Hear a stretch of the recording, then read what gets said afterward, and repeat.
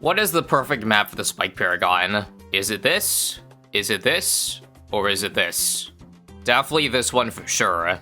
Jokes aside, at first I thought I'd have it pretty easy, because I could maybe just reuse the map that I did for the Permaspike. Because I preached multiple times how you should use the Spike Paragon like a Permaspike. By the way, can we take a moment to appreciate just how satisfying the growth of the carpeted spikes is on this map? Definitely tickles the feel-good part of my brain. So in a way, I still believe using the Spike Paragon as a Permaspike is still ideal for a long map scenario. However, there's one fatal issue with this map, and that's with the Spike Get-In ability. In a normal map, you'll see the Spike Paragon drop it in like 1 second intervals, but watch what happens here. 1.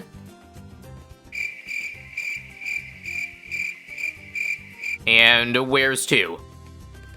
Oh, there it is. There's 2 after like, what was that, 10 seconds? And I think you get the point. Instead of 1 second per mine drop, it's like 10 times longer, which took me by surprise because on vanilla maps, how the Spike Get-In would work was that it wasn't a set amount of mines spread out across the whole track. Instead, if the map was, say, short like Bloons, you'd only get 1 of them. On a medium length map, 12 of them. Or on a map like Logs, we get up to 20 of them. I guess for balance reasons, it makes sense that Ninja Kiwi doesn't want us to drop like 300 of these mines on the track with one ability. And so instead, I believe there is a hard cap, which they have to spread out over the entire map. And I suppose it's slow, because there's an invisible speed at which this thing can drop them down at. So now what do we do? Well, first off, I jump back into Map Editor, first off to test how many mines can this thing drop down at once. This track length with 2 loops end up dropping 26, which is more than Logs. Counting with 1 extra loop, we still end up getting 26. And now with 4 loops, also 26. Something I also didn't test yet is, what if I added multiple lanes? How will the Spike Paragon react? Is it 26 mines across every single track, or each track? Because if it's each track, then that means with, I believe, 10 max lanes that you can add in Map Editor, you can get up to 260 of them. Oh, sorry. Thanks, Map Editor guy. 208. 8 lanes, 208 mines. And now for the moment of truth. Well, that's already 32. And oh my god, was that not the most satisfying thing? So this officially changes everything. But that still doesn't answer the question of how long should each track length be? Should it really be the max length if the nodes drop so spread apart because it's such a big part of the Spike Paragon's DPS? Or should the track length be shorter so that the Spike Paragon can constantly lay mines at the fastest rate possible? The answer is trial and error. We're gonna test with a degree 100 Spike Paragon and find the perfect length so that once this thing stops dropping all 26 mines down, the ability is already ready to be used again. So this is me testing with a map with 8.5 loops. I counted and it only dropped about 15 of them. So already, this map is too long. 24, 25, 26. Perfect. This is the ideal length for maximum explosions, which is only 4.5 loops. But is cutting the track length by a factor of 5 really worth the extra explosions? This is where I introduce you to another cool feature of Map Editor, where you can change the path round pattern. Surprisingly, this is valid. You can make some paths just simply not spawn things ever. You know where I'm going with this, and you can still spawn mines down. Isn't that crazy? And now welcome to the God map, where we have 8 paths, only 1 of which is active. And so check this out. Watch as we drop 208 nodes over the span of 1 ability cooldown. Now ultimately, I wasn't sure whether I should make the first path, aka the active path, like the longest possible path, because the issue is we run into the same thing where the Spike Paragon won't drop on the other 7 lanes unless it's done dropping on the first lane. So for the sake of testing, we'll see how far this quote-unquote short path gets us first. And maybe I'll lengthen it later. Anyway, if you want to see something crazy, I'm setting at around 500 FPAT here, and the map is so good that we beat it within half a loop. Just a glimpse of what is to come. First things first though, we'll start low at a degree 1, and start at around 140. Technically, because the cooldown of the second ability is a lot slower at degree 1, it's ideal to have the main track length to actually be, like, I'd say twice the length twice the length of Degree 100, because the ability cooldown is about half. So that would mean, instead of 4.5 loops, 9 full loops. However, I think most of us are here to see Degree 100. So I don't think I'm going to change it for D1 here. One thing I also didn't mention is I also have to make sure, at least when building the map, that none of the mines actually land on the lane that is exiting. Because, friendly reminder, you need every single Spike-Geddon mine on the field to explode before being able to drop a new set of 208. Which is kind of annoying, but that is the way it is. So we'll wait for... There's one mine over there to explode, and then drop that in a new set. Rinse and repeat. If a mine dropped near the exit, where other balloons couldn't hit, then, you know, we'd have to wait for balloons to literally be at the exit before being able to see further. And now for round 200. Unfortunately, I don't have a fresh set of mines, but just a couple mines over here that are left should absolutely blow by this round over here. Nice. Now, given how long we have to wait for every single mine to explode still, we definitely could have gone a little bit more aggressive in the main track length. Like, unironically, if we had 48 nodes, it would still be able to drop all 26 of them, I feel like. Right now, at least, but remember, once this thing gets close to its max round, the balloons are going to eat through all 208 mines pretty quickly. So the cooldown will, like, end up mattering once we get there. For now, we shouldn't be surprised that it's at 224, because even for its best vanilla map, aka spot hits, this thing got to 206. So I'm expecting at least 250 rounds of this thing. Easy standard, by the way. We probably should start to be worried once the set of mines, like, fully expire before we get the cooldown up again. Right now, I'd say we're still holding pretty strong. About 3/4 of the mines are depleted before the ability's up again. Here we go. Time to lay waste again, and oh boy.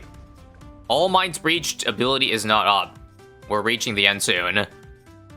Anyway, let's nuke out the end of 261 here. I've added the DPS display so you can see just how high of a burst we can get at times. Degree 1's so good that it can breach several million in one go. Past the 1 billion pops mark too, but it's not fully accurate because I've been skipping rounds.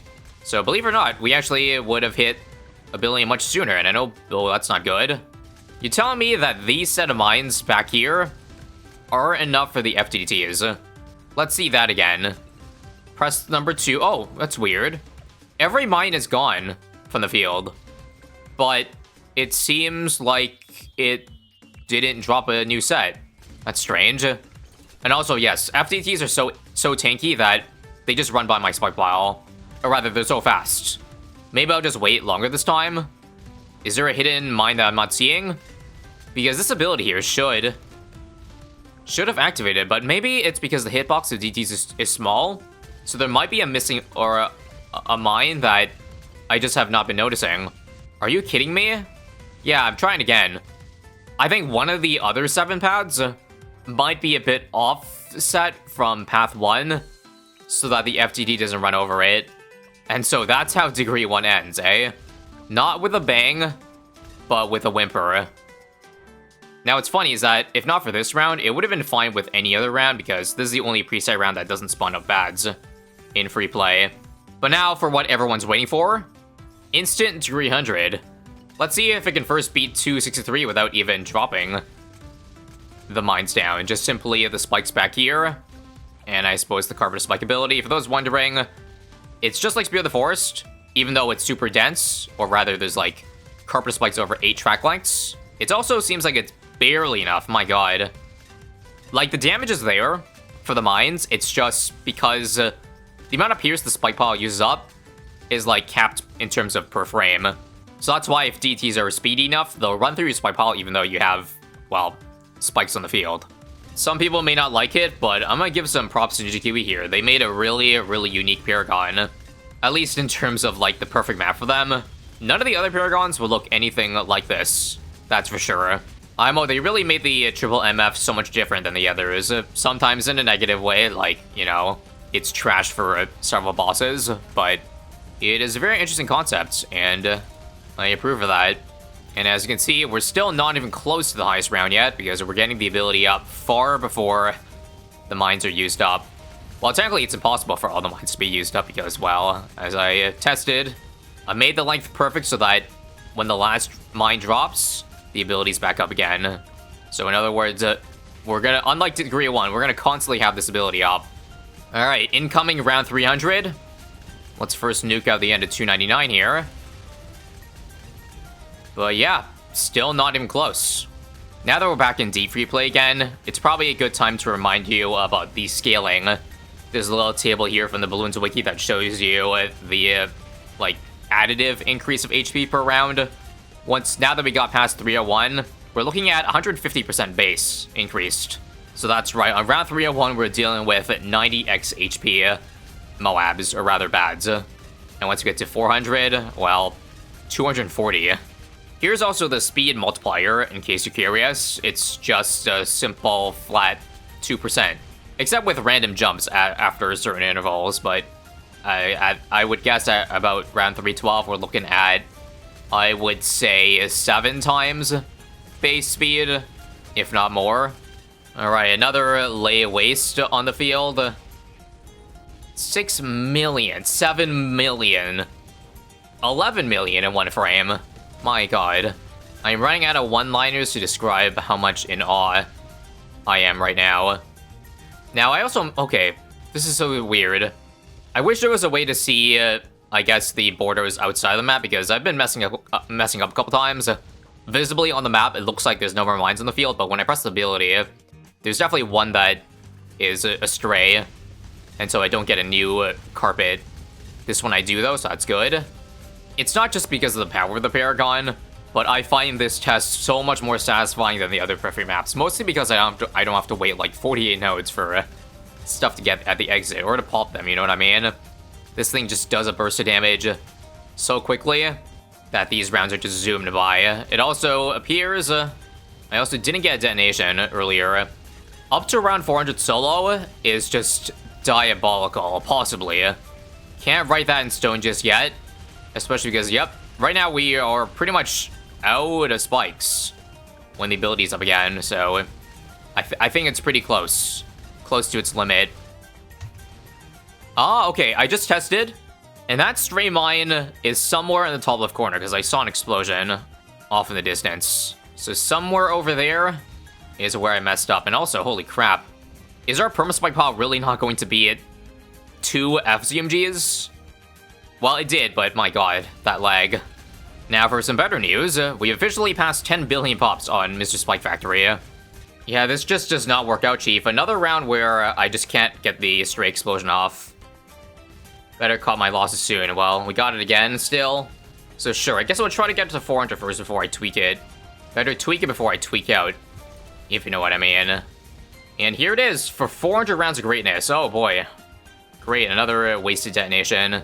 Now I'm gonna have to wait for the second last bend. Not a lot of track length left, but we made it, right? Nice. 400 has been achieved. Can we beat 400 though, is the question. There are like 20 pads this round. And the answer is yes, it can go so much further than 400 still. Alright, and I'm done. It happened again. See you when I fix the map for real. Alright, after a bit more time in the lab, I think I end up discovering that it wasn't an issue I could fix. I'm guessing it might have to do with the entrance of each path being further away than what is possible to reach, so I think instead we're just going to skip straight to the longest possible map. So this is now 23.5 loops instead of 4.5, and we'll just eat the hit of less detonations. Technically, it's way better for us because at worst, it's basically half the amount of detonations because every other detonation is now just to explode the remaining mine. Or rather, the stray mine that it keeps dropping every, like, periodically. So I'll just wait for that to explode, like now, and then we can drop the new set. Kind of like that, and you see we can break our previous round quite easily.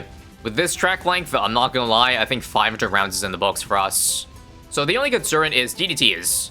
They will loop 23.5 times way faster than we can wait for 2 cooldowns. That's my biggest concern. And in that case, the track length does not help us, especially if they are able to jump through the perma-spike pile that I got. Alright, now for 453. That cycle of detonation just got me 400 million pops, by the way. I think I've also noticed that I could possibly get back-to-back detonations off, even with, like, the long path. I think it's just that so long as there's no mines on field, even if it's currently trying to drop a mine on the longest node, having no mines on field will override that, so that's pretty cool. Couldn't do it that time, though. It's not consistent, though, so most of the time I do have to wait, like, 2 cycles for a new one. I think it's time we just cut straight to the juicy meat. 499. Watch as this set of mines get us far more than 400 million pops now. Up to almost 500 million. Oh, crap, we died to DTs, though. And that's what I was talking about. We reached the round where any DTs that pop will just run through our pile if we don't have explosions. We just kind of have to pray that none of the bads pop to DTs during the meantime. Oh my god, that was close. DTs almost leaked there. Come on. Just one more. This is our 3rd detonation this round. I have not been counting how far bads have been getting, but thankfully, the 3rd one is the charm. And indeed, the Spike Paragon can make it to round 500. Very nice. And now to beat 500. Come on. Detonation number 3. And we did it. I'd say my job here is pretty much done. Curiosity gets the best of us, so I'm just seeing if we can beat much higher than 500. Good god, what is that? 30, 40 bads this round? Good luck. Alright, it took 4 detonations this time, but we do legitimately have enough in the tank for 545. Jesus Christ. Unfortunately, looks like it dies to DTs on 575. Dies again here. After lots of testing, the highest round I was individually able to beat was 556. I guess after a certain point, the speed scaling for DTs is too much for the Spike to handle. Either way, I bet neither you and I expected the Spike to be this friggin' good, even on the perfect map. But I guess that's a testament to how far it can push it. Thank you all for watching, and if you want to see really long maps, then check out these showcases. Otherwise, I'll smell you later.